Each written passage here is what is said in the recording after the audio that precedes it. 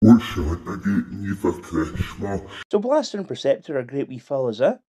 They had a blossoming bromance in the 1986 movie when Blaster jumped to the rescue of Perceptor as he's been attacked by wee mechanical midgets. It's a bit embarrassing for Perceptor, really. I mean, that's like a fully grown man losing to a wee young team of 5-year-olds. Sure, they could have just picked up Tiny Wee Rumble and swung him about like a toddler-sized weapon. Apparently not, as our wee science boy was overwhelmed and Blaster had to send out his tit children to rescue him. Truly touching scenes. Regardless, Blaster and Perceptor were two of my favourites from the G1 cartoon. Blaster was like the Autobot Soundwave, only a wee bit more embarrassing, with his constant desire to blast shite music at the drop of a hat. It was always that one rubbish generic rock song as well. Mind that time he caused the Dinobots to go berserk? No wonder as well.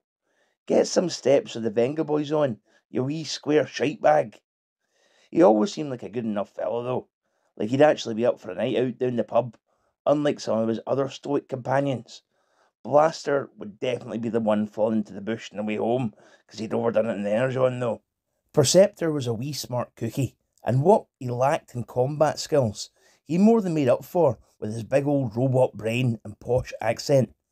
Basically, he was a Transformers version of Fraser Crane.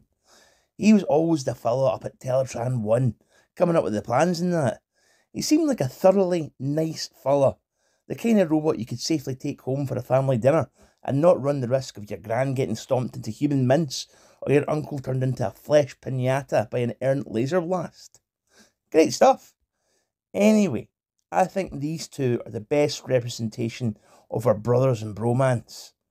We have Legacy Blaster and Studio Series 86 Perceptor. They look amazing together, don't they? Like a proper wee couple. Let's start with Legacy Blaster, and what a great fella he is. Blaster is a tall boy, towering over most of his other auto buddies, and is a similar height to Netflix Optimus. He's a handsome boy, and looks very similar to his appearance in the G1 cartoon, right down to his silly wee helmet, vivid yellow tip window, and daft wee speaker legs. I love his big square blocky proportions. He really feels like he has some chonk about him, you know?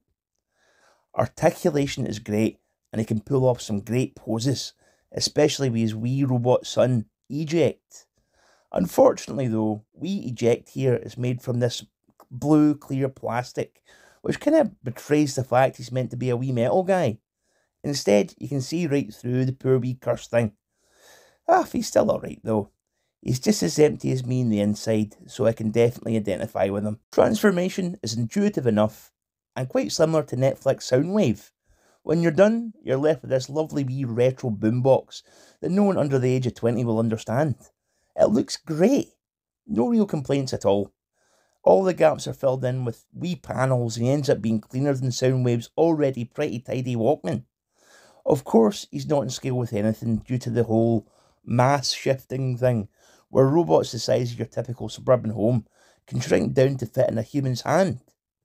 If you're asking how that's supposed to work, have some imagination, you big dull arsehole.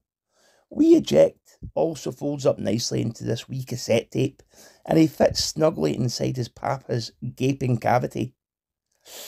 There was probably a better way to phrase that. Moving on to Studio Series 86 Perceptor. What a nice wee fella he is.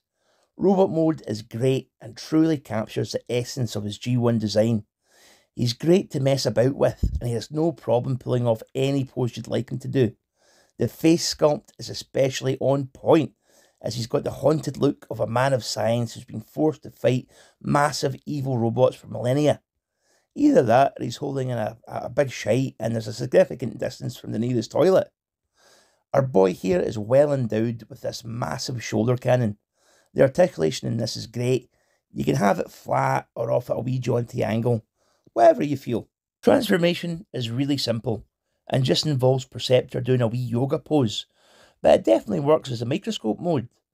I love that his wee tip window opens up to become the specimen tray. That's where he'd put all that weird alien gunk and such that he'd need to examine. A microscope is a very fitting mode for our wee science chum. What's not very fitting though is this tank alt mode. is pish, and I really don't think it's worth talking about.